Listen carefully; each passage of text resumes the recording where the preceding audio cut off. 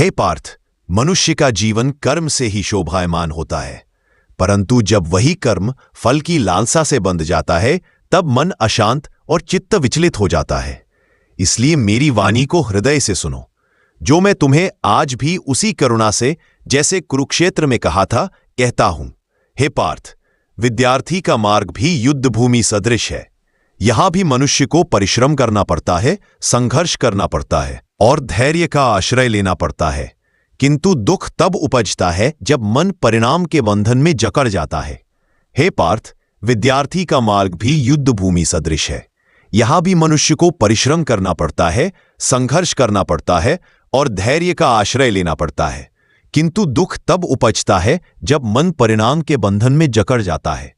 हे पार्थ, स्मरण करो, कर्मण्ये वाधिकारस्ते मा फलेषु कदाचन, अर्थात तेरा अधिकार केवल कर्म करने में है, उस कर्म के फल में कभी नहीं, क्योंकि जो फल पर आसक्त हो जाता है वह भय, शंका और निराशा का दास बन जाता है। मान लो पार्थ, एक विद्यार्थी आसन्न परीक्षा के विचार से व्याकुल है। वह रात्रि को जागता है, अध्ययन में श्रम करता है, ज्ञान को आत्मसात करने का प्रयत्न करता है, परंतु यदि उसका चित्त अंक, परिणाम और प्रशंसा की आसक्ति से भर जाए तो उसका परिश्रम भारी हो जाता है। परंतु यदि वही विद्यार्थी अध्ययन को ज्ञान प्राप्ति का पवित्र कर्म मानकर करे तो उसका मन हल्का होता है और अध्ययन भी मधुर हो जाता है। एक अन्य भ्रांति यह है पार्थ कि मनुष्य स्वयं को दूसरों से तुले। विद्यार्थी कहता है, अमुक मित्र मुझसे अधिक कुशाग्र है, अमुक व्यक्ति मुझसे शीघ्र सीखता है।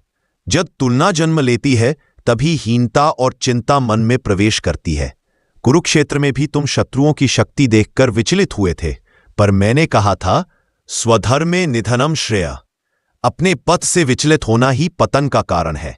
कर्म अपना करो, दृष्टि अपने लक्ष्य पर रखो।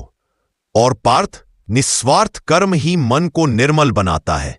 यदि कोई विद्यार्थी अपने सहपाठी को कठिन विषय समझने में सहायता दे और यह सहायता बिना किसी स्वार्थ, बिना किसी प्रतिफल की भावना से करे, तो उसके ऐसे ही कर्म मनुष्य को समता, शांति और संतोष प्रदान करते हैं।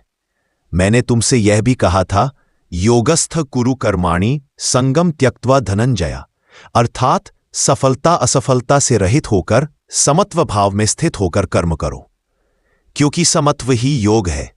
इसलिए पार्थ, फिर पढ़ाई हो, परीक्षा हो, लक्ष्य हो, सभी में निष्ठा रखो, पर परिणाम की आसक्ति छोड़ दो।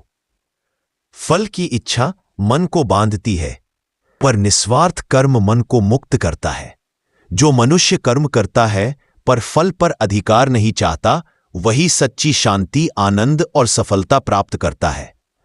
चलो पार्थ, अब समत्व के साथ अपने मार्ग पर अग्रसर हो। कर्म करो, बाकी सब मुझ पर छोड़ दो। Thanks for watching. Click on the subscribe button and hit the bell icon.